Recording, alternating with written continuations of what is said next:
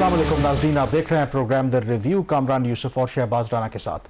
The review में हम पाकिस्तान की मईशत, खारजा अमूर और नेशनल सिक्योरिटी से जुड़े मामलात पर बात करते हैं। इस वक्त जो सूरत हाल है, अगर आप सेंट्रल और सदर्न पंजाब की बात करें तो आप कह सकते हैं कि ये ऑलरेडी इस्टेब्लिश हो गया है कि ये बदतरीन जो पंजाब में सैलाब आए थे उनमें से एक ये सैलाब है सिंस 1988। पहली मरतबा इवन के रावी में इतना ज़्यादा पानी आया और नतीजा ये निकला है कि लाखों की तादाद में लोग जो हैं मजबूर हैं अपने घरों से निकलने में। और एक बहुत बड़ी जो आराजी है, अगर आप ज़राअत की बात करें, फसलें जो खड़ी हैं वो तबाह हो गई हैं और अभी भी जो ख़तरा है वो टला नहीं है, क्योंकि जो तीनों ये मेन दरिया हैं ये एक पॉइंट पर जब कन्वर्ज होंगे पजनत के मकाम पर तो फिर डाउन स्ट्रीम बाकी जो इलाके हैं साउथ पंजाब के, फिर ऑनवर्ड सिंध, वहाँ पर भी खर्चा है कि ये सैलाब जो है वो तबाही मचा सकता है। अब शहबाज, जो इस पूरा जो मानसून सीज़न है इससे कॉम्बिनेशन है कि एक तरफ तो गैर मामूली बारिशें हुई हैं, कोई 8वां 9वां ये जो स्पेल है मानसून का चल रहा है। फिर ये बारिशें महदूद नहीं हैं सिर्फ पाकिस्तान के ये जो कैशमेंट एरियाज़ हैं, इन दरियाओं के नदी नाले हैं, भारत में भी, मकबूजा कश्मीर में भी इसी तरह की गैर मामूली बारिशें हुई हैं और इन बारिशों के नतीजे में फिर वहाँ पर जो सिचुएशन आई है, दरिया नदी नाले उनमें पानी में इजाफा हुआ है, डैम भर गए हैं, तो उसकी वजह से एक गैर मामूली सिचुएशन क्रिएट हुई है। और कहा जाता है कि तारीख में ये रेयर ही हुआ है कि तीन जो आपके बड़े दरिया हैं, चनाब, रावी और सतलज, एक टाइम पर यहाँ पर फ्लड आया हो। तो quite an unprecedented situation. Exactly, और ये जैसे आपने सही कहा कि ये सूरत हाल सिर्फ पाकिस्तान तक महदूद नहीं है, भारत के अंदर भी वहाँ से भी जो मीडिया रिपोर्ट कर रहा है 1988 के बाद this is the worst flood, जिसकी वजह से भारत का जो पंजाब है वहाँ पे भी बहुत ज़्यादा तबाही मची है सैलाब की वजह से। और यहाँ पे भी जो सूरत हाल इस वक्त आप देख रहे हैं वो काफ़ी हद तक जो है वो तशवीशनाक है।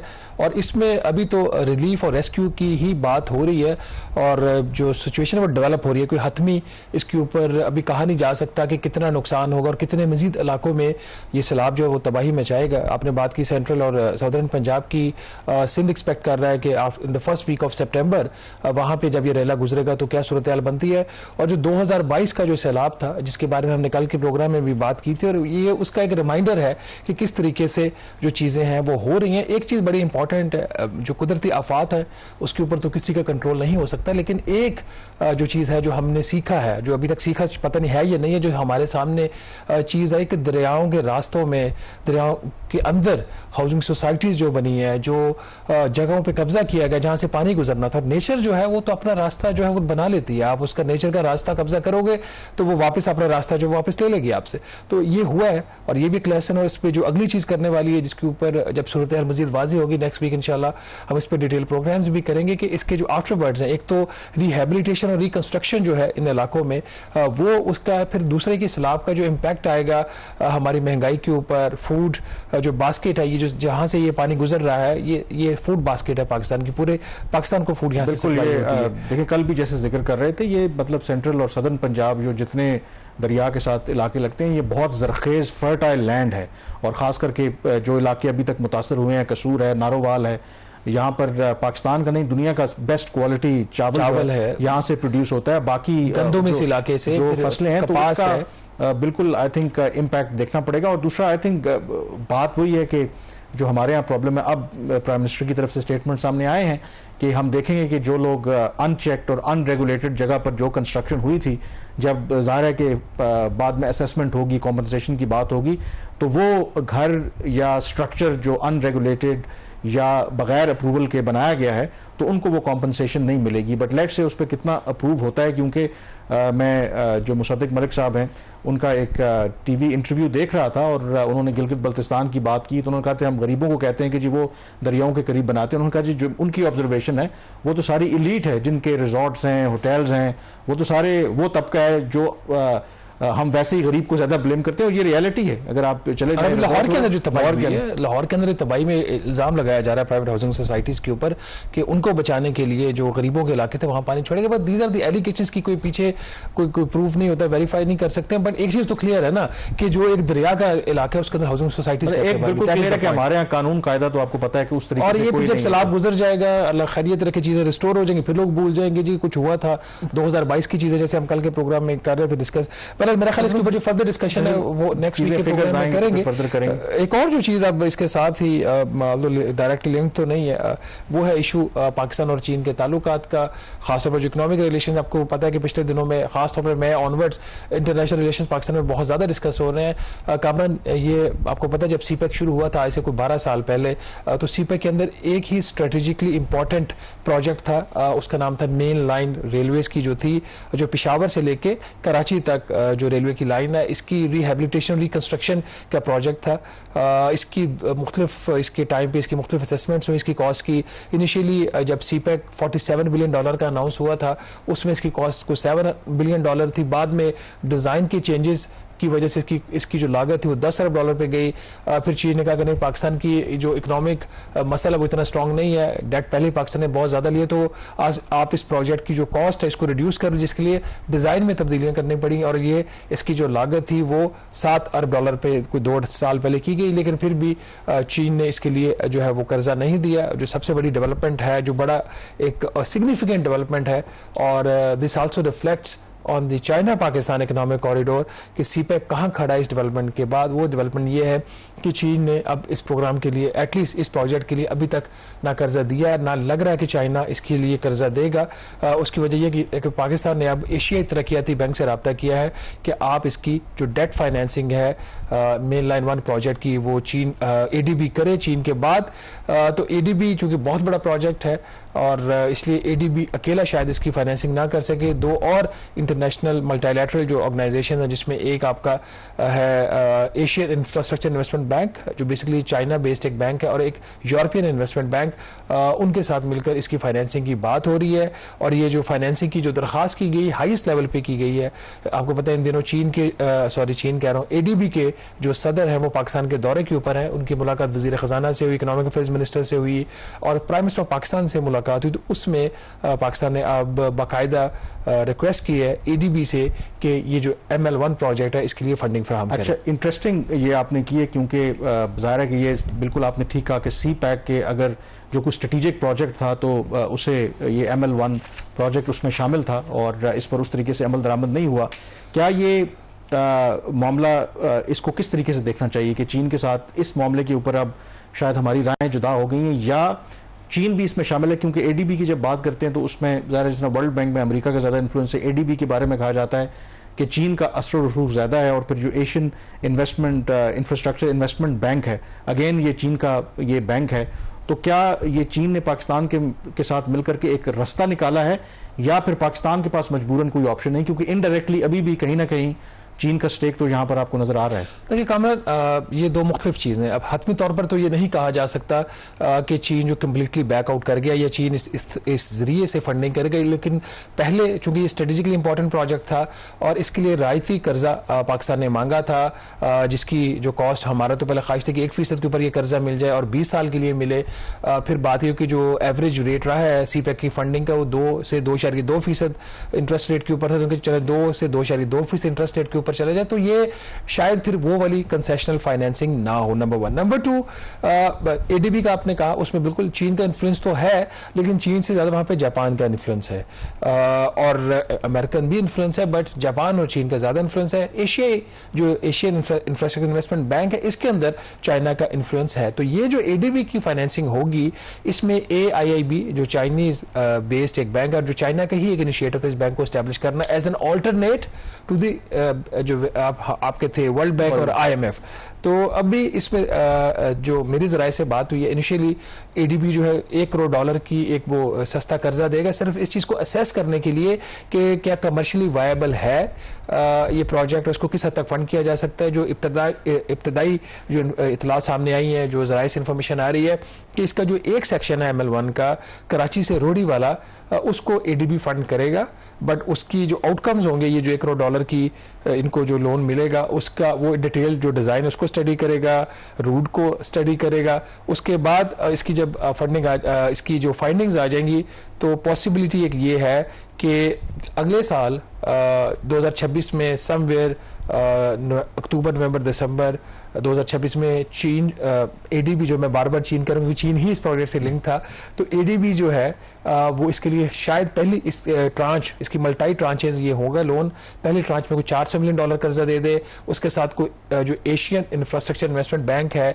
वो कोई कर्जा दे दे पाकिस्तान को $300 मिलियन, फिर अगली जो फेज होगी जो रोड़ी से मुल्तान तक की होगी उसके लिए भी फिर एडीबी जो है वो फंडिंग करेगा। ये पाकिस्तान के लिए इस स्टेज के ऊपर क्यों जरूरी है, ये बहुत अहम है, क्यों अब पाकिस्तान इसको फास्ट ट्रैक करवाना चाह रहा है। आपको पता है कि रेकोडिक जो माइंस हैं वहाँ से जो कॉपर और गोल्ड निकलेगा, उस कॉपर और गोल्ड की आपको यहाँ पे उसके मेरा ख्याल उसकी रिफाइनमेंट नहीं होगी, वो फिर बाहर जाएगा उसकी रिफाइनमेंट के लिए। तो उसके लिए जो एक ML3 लाइन है वो फिर आके मिलती है ML1 लाइन से। एक तो इसका जो लिंक होगा रेकोडिक का ग्वादर पोर्ट के साथ होगा, फिर इसको कराची पोर्ट के साथ भी लिंक किया जाएगा। तो जो एक 900 किलोमीटर की ML3 लाइन उसके लिए फाइनेंसिंग के लिए पाकिस्तान कोशिश कर रहा है, अभी तक उसके लिए फाइनेंसिंग मिली नहीं है। फिर ये जो रोडी सेक्शन है, रोडी से फिर कराची जो होगा, फिर इसको कराची पोर्ट के कनेक्शन के लिए, तो उसके लिए बहुत जरूरी है। 2028 का प्लान है हुकूमत का, बल्कि बेसिकली रेकोडिक माइनिंग कंपनी का, कि 2028 तक उसकी प्रोडक्शन स्टार्ट हो जाएगी। हो सकता है 2028 तक ना हो, 2029 तक हो, बट उससे पहले ये जो इंफ्रास्ट्रक्चर है वो इन प्लेस होना बहुत जरूरी है। अच्छा, इसमें 2-3 अब वजाहतें बहुत जरूरी हैं, क्योंकि कई सालों से हम चीन के साथ इस मामले के ऊपर बात कर रहे हैं, और चीन का जो रेलवे का निज़ाम है हम सब जानते हैं कि वो बहुत अब एडवांस हो गया है।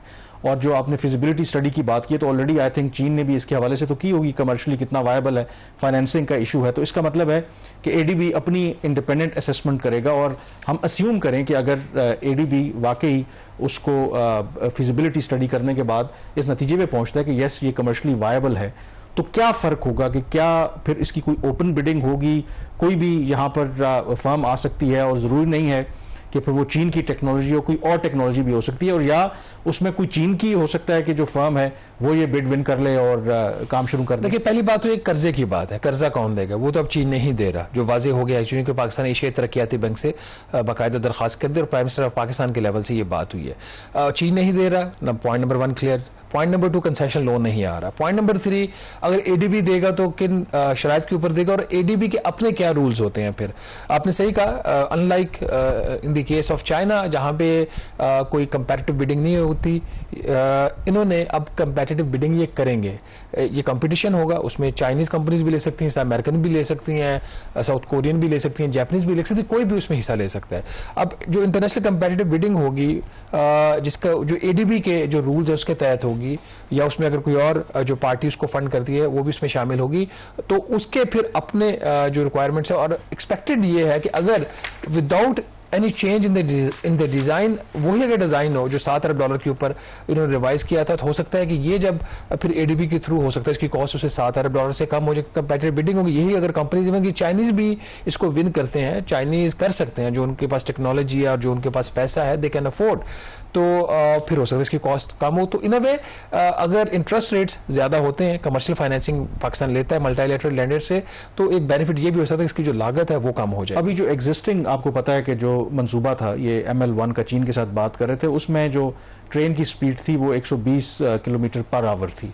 अब जो एडीबी के साथ हम बात कर रहे हैं, क्योंकि इसके हवाले से भी लोग बहुत सवाल उठा रहे हैं कि अब दुनिया तो मतलब बुलेट और हाई स्पीड ट्रेन की तरफ जा रही है, तो हम आखिर इतना ये वो तो अब एब्सोल्यूट हो गया है कई जो तरक्की याफ्ता ममालिक में, तो क्या इसमें भी जो स्पीड लिमिट है अगर एडीबी का, या ये तय होना है कि क्या 120 ही होगी, या it could be fast train 180, 200, या किस तरह से, इसके हवाले से कोई क्लैरिटी है? अभी ये इसमें कोई भी चीज़ तय नहीं है। इसका अब रिवाइज प्रोजेक्ट डॉक्यूमेंट जो है वो प्लानिंग कमीशन को के पास आएंगे, उसको वो देखेंगे, और उससे बढ़कर ये जो $1 करोड़ का लोन दे रहा है एडीबी प्रोजेक्ट फैसिलिटी के लिए, बेसिकली उसका मकसद ये है कि उसका डिज़ाइन जो है वो रिव्यू होगा, उसकी फिजिबिलिटी स्टडी रिव्यू होगी, तो उस कॉन्टेक्स्ट के अंदर ये जो है फैसला होगा। It is premature, but expected यही है कि जो पहले डिज़ाइन था जिसमें डीजल लोकोमोटिव्स थी और 120 की स्पीड थी, जो कि नाकारा हो चुकी हैं दोनों चीज़ें, तो अब अगर एडीबी आ रहा है, मल्टीलैटरल लेंडर्स आ रहे हैं, कंपैरेटिव बिडिंग हो रही है, तो ये दोनों जो इश्यूज हैं होपफुली, और हमने इंतजार किया ही है, अल्लाह तो ये बहुत पहले बन जानी चाहिए थी, तो फिर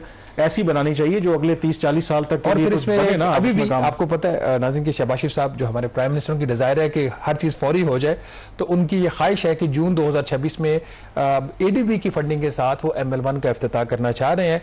जो पाकिस्तान रेलवेज ने उनको अर्लीस्ट जो टाइमलाइन दी है वो दिसंबर 2026 की है। जून 2026 हो या दिसंबर 2026 हो, एटलीस्ट ये प्रोजेक्ट अब शुरू हो जाए। यहाँ पे छोटी सी ब्रेक लेंगे और ब्रेक के बाद जब वापस आएंगे तो बात करेंगे पाकिस्तान में क्या इंपोर्टेड गाड़ियाँ सस्ती होंगी अगर बजट में ड्यूटीज़ कम हुई या फिर एक दफ़ा महंगी होनी जा रही है। इस पर बात करें छोटी सी ब्रेक के बाद।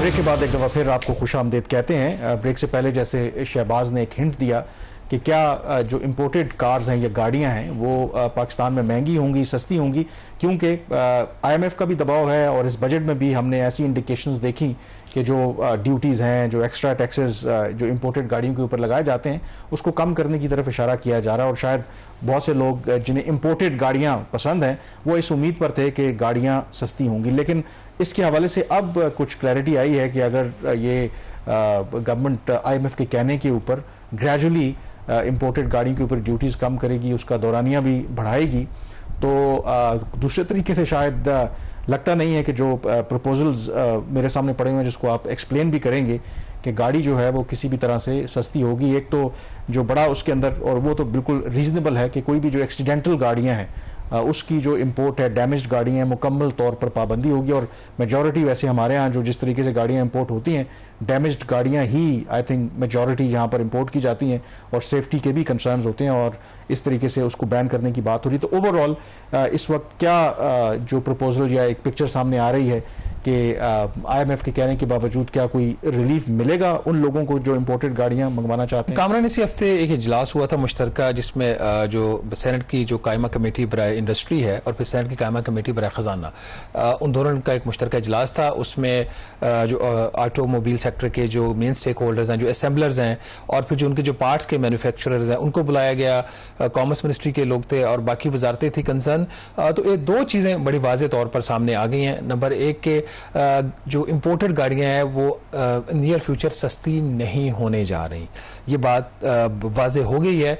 आपको पता है बजट में हुकूमत ने 10% से लेकर 50% तक रेगुलेटरी ड्यूटीज थी उनके ऊपर कमी की। उसके एक इमीडिएटली उसका इम्पैक्ट तो ये आना चाहिए था, गाड़ियां सस्ती हो जानी चाहिए थी, लेकिन उसके साथ एक और जो IMF की शर्त थी और ये जो ड्यूटियां भी कम की गई थी, IMF का ही प्लान था, जो टैरिफ रैशनलाइजेशन का प्लान था कि जो इंपोर्टेड जो गुड्स है पाकिस्तान में उनके ऊपर ड्यूटियां कम की जाएं ताकि कंपटीशन को फ़रोग मिले।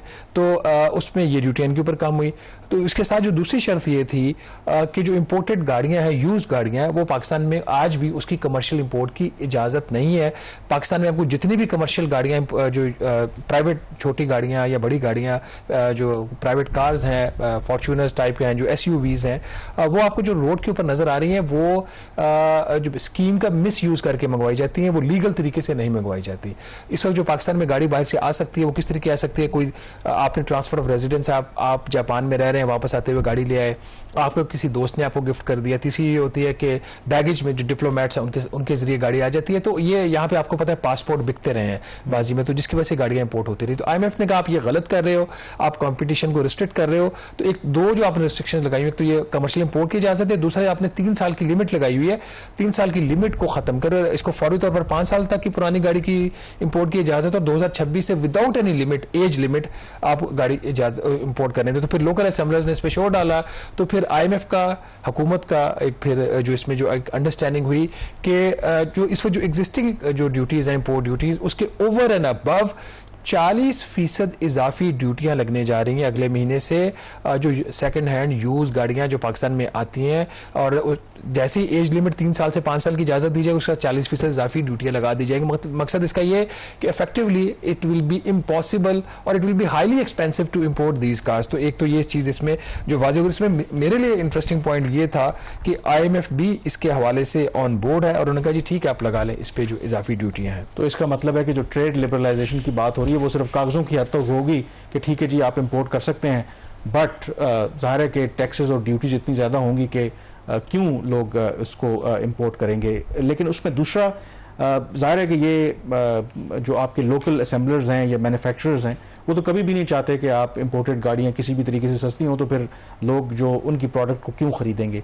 तो इसके हवाले से उनके क्या कंसर्न्स हैं, क्योंकि वो भी ये कहते हैं कि अच्छा अगर आपने हमें इस तरीके से अलाउ करनी है कमर्शियल इंपोर्ट गाड़ियों की, तो फिर हमें यहाँ पे प्लांट लगाने की क्या ज़रूरत है, हम भी अपनी जो फिनिश प्रोडक्ट लेके आएंगे, आराम से यहाँ पे बेच देंगे अपने कस्टमर्स देखिए, जो सबसे ज्यादा अब्यूज किया ना पॉलिसीज का, वन ऑफ द सेक्टर जिसने सबसे ज्यादा अब्यूज किया वो आपका automobile sector. Over a period of time quality ensure नहीं की, इनके पास मोनोपोली थी, नई टेक्नोलॉजी पाकिस्तान में ये लेके नहीं आए, उनकी अपनी इसमें जस्टिफिकेशन है कि हम क्यों नहीं कर सकते ये चीजें, उसके ऊपर भी बात करते हैं। बट एसेंशियली ये बात तो उस दिन हुई है, और ये बात जो इंडस मोटर्स है, जो बड़ा स्टेक होल्डर है पाकिस्तान में गाड़ियों के असेंबल करने में, वो और जो पाक सुजुकी मोटर्स हैं जो दूसरी कंपनी है, वो भी जापानीज कंपनी है, तो उनके जो रिप्रेजेंटेटिव्स वहां पे मौजूद थे, दोनों ने ये बात कही कि अगर ये जो ड्यूटी रिडक्शन का जो प्लान है 5 साल का, जिसमें रेगुलेटरी ड्यूटीज खत्म हो जाएंगी, एडिशनल कस्टम ड्यूटीज खत्म हो जाएंगी, स्पेशल प्रोटेक्शन खत्म हो जाएंगे, जो एक स्टैंडर्ड जो कस्टम ड्यूटीज के रेट है वो रह जाएंगे, तो कहते हैं उसके बाद फिर हमारे लिए, और ये जो फिर उसके साथ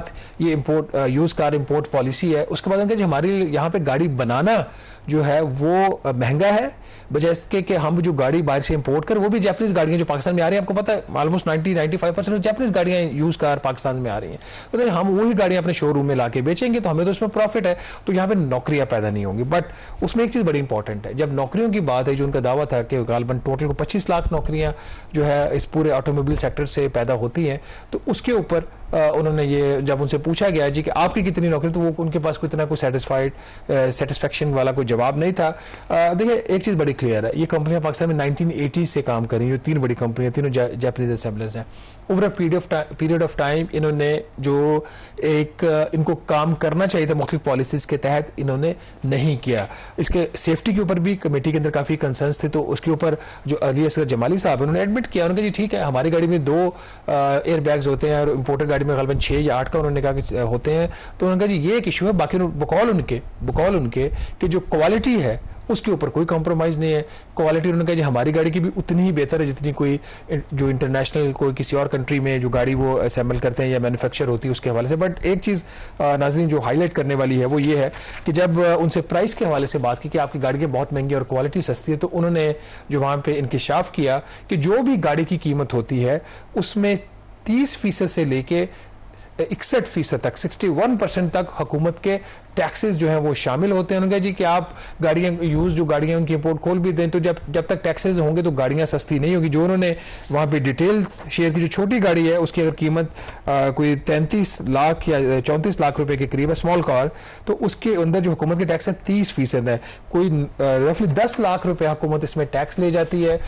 जो इंडस मोटर्स की जो एक करोला कार है उनकी 1.6 या 1.8, उसके ऊपर जो टैक्सेशन है वो 44% तक है। अगर उसकी जो कीमत है वो 78 लाख रुपया है फैक्ट्री प्राइस, तो उसमें 34 लाख रुपया टैक्स है। और जो वीगो बड़ा मशहूर है और बड़ा खौफ भी आता है लोगों को, वीगो सर ये बात वहां पे अली असगर जमाली साहब ने भी कही कि वीगो की बड़ी बात होती है।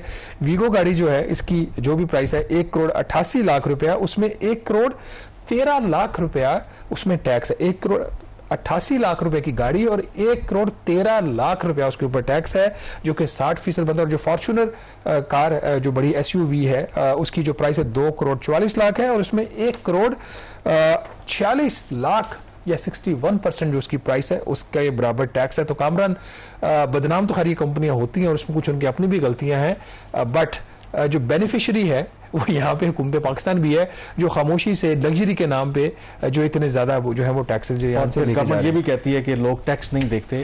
आप इमेजिन करें कि आई एम श्योर कि लेट्स अस्यूम कि उसमें मिक्स लोग होते हैं जो इस तरह की बड़ी गाड़ियां खरीदते हैं, ऐसे लोग भी होंगे जो कंप्लाई करते होंगे, अपना टैक्स पूरा अदा करते होंगे, लेकिन फिर भी वो चोर है, उनको इतना पीनलाइज किया जाता है। एक चीज before going to the break explain कर दें कि जो पार्ट्स के जो मैन्युफैक्चरर्स हैं उनकी तरफ से ये बात सामने आई कि they will be the losers, क्योंकि अगर पुरानी गाड़ियां पाकिस्तान में आती हैं और अभी वो जो पार्ट्स बना के इन्हीं कंपनीज को बेचते हैं जो हमारे लोकल असेंबलर्स हैं, तो वो उन्होंने कहा जी हमारा बहुत बड़ा नुकसान होगा, हमारी जो फैक्ट्रियां वो बंद हो जाएंगी। तो जो सबसे ज्यादा जो स्ट्रॉन्ग केस उस मीटिंग में पेश किया ये जो पार्ट्स मैन्युफैक्चरर्स थे उनका केस था। उनकी तकरीबन 200 गालबन कितनी कंपनियां पाकिस्तान में जो छोटी छोटी कंपनियां हैं जो ये पार्ट्स बना रही हैं और उनके बारे में कोई सोच नहीं रहा, सिर्फ असेंबलर्स की जो है वो बात कर रहे हैं। चलें यहाँ पे ब्रेक लेंगे और ब्रेक के बाद जिक्र करेंगे कि स्टेट बैंक ने बिलाकर ये इतराफ़ किया है कि यस वो ओपन मार्केट से जो डॉलर हैं वो उठाते रहे हैं अपने रिजर्व्स को बेहतर बनाने के लिए, लेकिन क्या ये जो उनकी हिकमत अमली है जो IMF भी कहता है और जो स्टेट बैंक का कानून भी है कि जो मार्केट ड्रिवन होना चाहिए, जो आपका रुपये और डॉलर का या जो एक्सचेंज रेट है, तो क्या ये उसके मुताबिक है ये जो पॉलिसी है कि ओपन मार्केट से डॉलर बाय करना? ब्रेक के बाद इस पर बात करेंगे।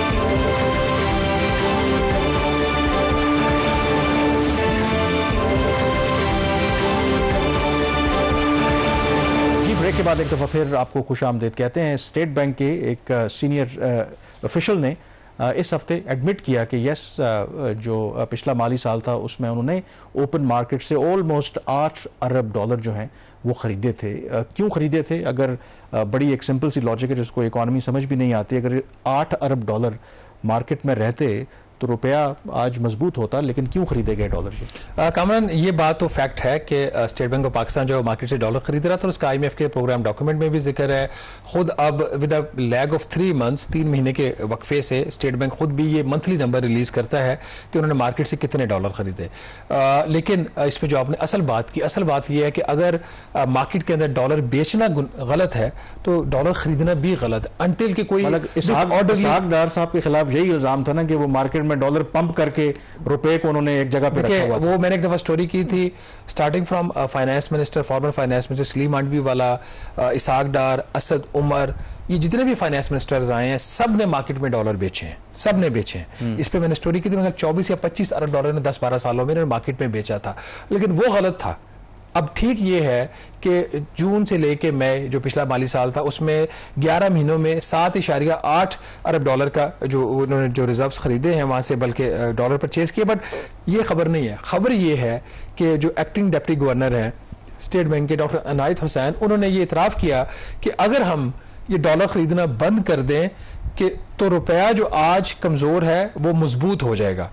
मतलब असल लड़ाई जो पाकिस्तान में थी ना वो यही थी over a period of last 2 years कि स्टेट बैंक ऑफ पाकिस्तान जानबूझ के शरह सूद उसने ज्यादा रखी हुई है। स्टेट बैंक ऑफ पाकिस्तान ने जानबूझ के जो रुपए की कदर है उसको कमजोर रखा हुआ है। अब उसकी वजूहात उन्होंने क्या दी? उन्होंने 3 वजूहात दी कि ये क्यों उनको ये करना पड़ा। नंबर 1, बावजूद IMF के प्रोग्राम के पाकिस्तान को ज्यादा कर्जे नहीं मिल रहे, तो बाहर से जब कर्जे नहीं मिल रहे तो जरूरियत पूरी करनी है तो वो मार्केट से डॉलर ये खरीद रहे हैं। नंबर 2, उन्होंने कहा जी कि अगर हम ये डॉलर्स खरीदना छोड़ दें और रुपया मजबूत हो जाए तो पाकिस्तान में दरामदात बढ़ना शुरू हो जाएंगे। दरामदात बढ़ना शुरू होगी तो हमारे पास तो रिजर्व्स नहीं है, तो हम वो सस्टेन नहीं कर सकेंगे, तो आपका जो क्राइसिस है वो आ जाएगा। क्राइसिस का लफ्ज़ उन्होंने इस्तेमाल करने का मतलब ये था कि एक्सटर्नल सेक्टर के ऊपर दबाव आएगा।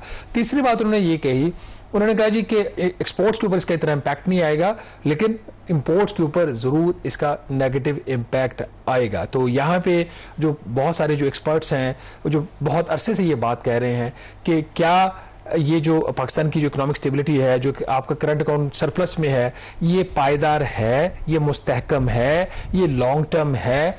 तो उसका जवाब बड़ा सिंपल है कि सब कुछ मैनेज हो रहा है। इन्फ्लेशन रेट इससे शायद बहुत कम होता अगर ये डॉलर खरीदना ना खरीदे। इसके 2 फैक्टर्स कामरान होते हैं। अगर ये डॉलर ना खरीदते तो क्या होता? तो अगर आज रुपया जो 282 रुपए के करीब 1 डॉलर के बराबर है तो ये ना खरीदते, तो 2 लोगों ने इसके ऊपर बड़ा इसमें वोकली इस पर बात की है। एक उसमें जो डिप्टी प्राइम मिनिस्टर इसहाक डार साहब हैं और दूसरे इशफाक तोला साहब हैं जो डार साहब की टीम का हिस्सा रहे हैं माजी में। उनका इसके ऊपर बड़ा क्लियर व्यू था कि ये जो डॉलर्स खरीदे जा रहे हैं इसकी वजह से आर्टिफिशियली रुपए को कमज़ोर रखा जा रहा है और जिसकी वजह से पाकिस्तान में महंगाई भी ज़्यादा है, बिजली की कीमत भी ज़्यादा है, तेल की कीमत भी ज़्यादा है और हर वो चीज़ जो बाहर से पाकिस्तान आ रही है वो महंगी। अब जो इसका एक सवाल है जिसका भी हमें आंसर चाहिए, ब्रेक के बाद हम तोला साहब को इसमें ज्वाइन करवाएंगे डिस्कशन में, कि अगर डॉलर खरीदने ही ज़रूरी थे, जो कि हैं, नजर आ रहा है खरीदने पड़ेंगे कामरान, क्योंकि बाहर से आपको उस तरीके से कर्जे नहीं मिल रहे, तो फिर किस कीमत पे स्टेट बैंक ऑफ पाकिस्तान जो है वो ये डॉलर खरीदता, तो ताकि उनकी सेविंग भी हो। आखिर रुपया तो इस्तेमाल हो रहा है डॉलर खरीदने में, सेविंग भी हो जाती, उसकी जो वैल्यू है रुपए की वो भी रिलेटिवली मुस्तहकम होती और रिजर्व्स भी बिल्ड हो जाए। तो ये सारी और उससे भी बड़ा जो एक अहम सवाल है कि फिर ये जो मार्केट ड्रिवन तो एक्सचेंज रेट ना हुआ ना, क्योंकि आप मैनिपुलेट कर लें। अगर आप मार्केट पे छोड़ देते, जो IMF भी कहता है, जो स्टेट बैंक का कानून भी कहता है, तो फिर तो असल जो रुपए की कदर है वो हमारे सामने आती। ये भी एक आम नुक्ता है जिस पर बात करेंगे इस ब्रेक के बाद।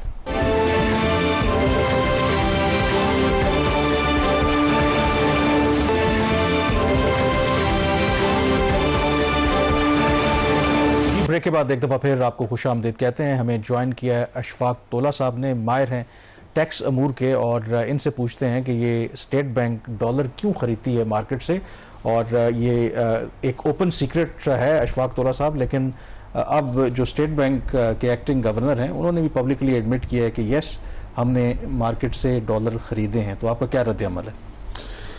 बिस्मिल्लाहिर्रहमानिर्रहीम। कामरान, आपको पता होगा, आप ही के प्रोग्राम में मैं जब कहता था तो हमारे मोहतरम उल मकाम राना साहब शदीद मुखालफत करते थे और वो कहते थे कि नहीं, मेरा ख्याल है ये ऐसी कोई बात नहीं हो सकती और डॉलर इतना सस्ता नहीं हो सकता। अब जब हमारे एक्टिंग डिप्टी गवर्नर साहब ने कौमी असम्बली की कायमा कमेटी के सामने इस बात को सरेंडर किया है कि रुपये को स्ट्रॉन्ग ना होने देने के लिए, यानी वीक रखने के लिए हमने करेंसी बाई की है, तो उसका मतलब यह है कि ये तो बात क्लियर हो गई कि वो करेंसी इनको नीचे रेट पे अवेलेबल थी या हो सकती थी और उन्होंने ज़्यादा रेट दे के लेने का मकसद उनका ये था कि कहीं रुपये 280 रुपये से नीचे ना चला जाए। और ये सबसे बड़ा अलमिया हमारे लिए कि एक ज़माना था जब हम इल्ज़ाम लगाते थे अपने फाइनेंस मिनिस्टरों के ऊपर कि भाई तुम डॉलर पंप करते हो रुपये को स्टेबल करने के लिए, जैसे अभी इंडिया में हो रहा है कि $6 बिलियन उन्होंने पंप किए just to keep Indian rupee at the stable level. तो ये चीज़ मुझे आज, उस दिन मैं बांग्लादेश में भी था तब भी ये बात हो रही थी, उनके इकोनॉमिस्ट भी यही जो रेटोरिक करते हैं कि जब डिवैल्यूएशन करने का वक्त आता है तो कहते हैं जी फेयर मार्केट, नहीं, फ्री एंड फेयर मार्केट होनी चाहिए और बिल्कुल डिमांड सप्लाई मैकेनिज्म होनी चाहिए। तो जब ये इकोनॉमिस्ट, जब हम उनसे बात करते हैं, अच्छा आप बताइए कि जब ये मिजरीज थी, हर 10 रुपये पे 2% इन्फ्लेशन हम सबको जब पास ऑन हो रहा था, जब ये कहते थे कि नहीं जी let the demand and supply mechanism work, और अब जब ये मिजरीज हमारे लिए रिवर्स होके हमारे ब्लेसिंग्स में आने जाती हैं तो वो ये कहते हैं नहीं, कीप योर डॉलर हाई ताकि डॉलर नीचे ना जाए और हमें प्रॉब्लम ना हो। तो ये बड़ा अलमिया है। $20 बिलियन बाई किए जा चुके हैं और $20 बिलियन का मतलब है 20 बिलियन कैसे तोला साहब? उन्होंने कहा $8 अरब। $8 अरब तो अभी तक उन्होंने बताया है। अगर आपको याद हो कुछ अर्से पहले राणा साहब, गवर्नर साहब ने तकरीर में कहा था कि $20 बिलियन, $9 अरब नहीं 20। अच्छा 20 अरब। चलो नंबर जो भी हो, आपके खिलाफ जो तोला साहब ने चार्जशीट दी है उसका तो नहीं, वो तो देखिए, एक चीज तो मैं अभी भी कहूंगा, कोई भी पॉलिसी मेकर हो वो गुड फेथ में फैसले करते हैं। हम किसी पे यहाँ पे कोई इल्जाम नहीं लगा रहे कि किसी ने कोई गलत काम किया, बट एक पॉइंट बड़ा इंपॉर्टेंट है, स्टेट बैंक ऑफ पाकिस्तान के पास क्या ऑप्शन है इसके अलावा? जब आपने IMF का प्रोग्राम कर लिया, वर्ल्ड बैंक आपको प्रोग्राम लोन नहीं दे रहा, IMF से आपको 3 साल में $7 अरब आ रहे हैं, तो जब हमारी रिक्वायरमेंट है साल की $25 अरब, हम कहां से पूरी करेंगे? स्टेट बैंक के पास और क्या ऑप्शन है कि वो मार्केट में जाए और जाके वो खरीदे डॉलर? जो हमें 3 साल में $7 अरब आना था, वही उन्होंने 8 माह में या 11 माह में उन्होंने $8 अरब ले लिया, $1 अरब उससे भी ज्यादा। तो ये बेहतर ऑप्शन नहीं है? साहब आपने फिर स्टेटमेंट पे गौर नहीं किया। आप बिल्कुल स्टेटमेंट पे जर्नलिस्टों की हैसियत से अब आप करें। उन्होंने कहा कि हाँ हमने हायर रेट पे बाय किया, यानी इसका मतलब है वही डॉलर लोअर रेट पे इनके पास अवेलेबल। उन्होंने ये नहीं कहा, लेट बी क्लैरिफाई, नहीं उन्होंने ये नहीं कहा हमने हायर रेट पे बाय किया। उन्होंने कहा कि हम जो डॉलर बाय कर रहे हैं अगर हम ना करें तो जो रुपया है वो मजबूत होगा। उन्होंने ये बात कही है। अब क्या मतलब हुआ कि यानी कि मजबूत होने का मतलब है कि नीचे आता वो रेट, मजबूत होने का मतलब तो यही है ना। ठीक, तो उसका मतलब है नीचे जाता तो एक पॉलिसी है, रेगुलेशन है एक्सचेंज का। ठीक है, जैसे lender to the last resort State Bank of Pakistan है, तो ये करेंसी भी सरेंडर होगी, एक मैकेनिज्म के तौर पे काम होता है, वो स्टेट बैंक को ही होगी। तो अगर आज स्टेट बैंक कहते हैं कि जी मुझे नहीं चाहिए इस रेट पे, तो नीचे वही आपका एक्सपोर्टर देगा, आपका बैंक वही देगा, वही एक्सचेंज कंपनी देगा। अब देखिए सवाल यहाँ आता है कि अगला सवाल जो आता है, जो बड़े बड़े इकोनॉमिस्ट हमसे करते हैं कि ये बताइए कि भाई फिर एक्सपोर्टर का क्या होता, फिर रेमिटेंस का क्या होता। ये बहुत बड़े बड़े सवाल आते हैं और मैं एग्री करता हूँ इनके, और उनका भी हमने हल निकाल के दिया था। आपको याद होगा, आप एक चार्ट मैंने आपको बताया था एक स्टेज पर, आप शायद कुछ चंद लोगों में से हो जो पूरा एक्सचेंज वैल्यूएशन के मैकेनिज्म को मेरे साथ बैठ के समझ चुके हो कि किस तरीके से वैल्यूएशन होती है एक्सचेंज की। ये रीर वगैरह जो है ना, ये जो इकोनॉमिस्ट जिनको कहते हैं, मेरा ख्याल है उनकी थोड़ी सी, मेरा ख्याल है समझ में थोड़ी सी फर्क है, उनको और मजीद आगे जाना चाहिए, उसको इकोनॉमिक मॉडल को देखना चाहिए। जो रियल इफेक्टिव एक्सचेंज रेट है जिसकी बेस के ऊपर स्टेट बैंक ऑफ पाकिस्तान हमें हर महीने ये बताता है कि रुपया मजबूत जरूरत से ज्यादा है या सही उसकी वैल्यू है या वो कमजोर है, यही बात है। राणा साहब ये नहीं है, राणा साहब इससे ऊपर हम देखते हैं, हम देखते हैं इकोनॉमिक फंडामेंटल के GDP as a percentage, current account deficit या पिछले साल जैसे सरप्लस हुआ as a percentage of GDP कितना है, अगले साल का आपका इंपोर्ट का टारगेट एज अ जीडीपी कितना है, रेमिटेंस का कितना है, आपका एक्सपोर्ट का कितना है, उसके बेस पे हम एक इक्वेशन निकालते हैं, फिर इसमें हम इन्फ्लेशन को इम्बेड करते हैं और ये सब चीज़ें देख के आगे की वैल्यूएशन निकाली जाती है। वो अलग चीज़ है। गोल्डमैन सैक की भी निकली हुई है, ऑप्टिमस की भी निकली हुई है, मेरी भी निकली हुई है। अच्छा तोला साहब, वक्त कम है क्योंकि आपने शुरू में जो बड़ा एक लेजिटिमेट इशू रेज किया कि जब अवाम को निचोड़ने की बात आती है फिर तो कहते हैं जी मार्केट पे छोड़ दो, लेकिन जब कोई बेनिफिट मिलना हो, इकोनॉमी लेट से आपकी स्टेबल हो रही है, डॉलर वाफर मिकदार में, उसका फायदा अवाम को होना, तो फिर आप कहते हैं नहीं ये प्रॉब्लम हो जाएगी। फर्ज करें कि ये $8 अरब स्टेट बैंक ना बाय करता, क्या असर पड़ता आपकी महंगाई के ऊपर? क्या मिसनोमर है बाय ना करता, बाय अस्यूम आप कह रहे हैं ना कि बेनिफिट कहते हैं कि ना एक मार्केट ड्रिवन ही रखते। कामरान ये बात ही नहीं है, ये स्टेट बैंक का ही डॉलर था, मिलना था, at the end of the day वही सरेंडर होना है।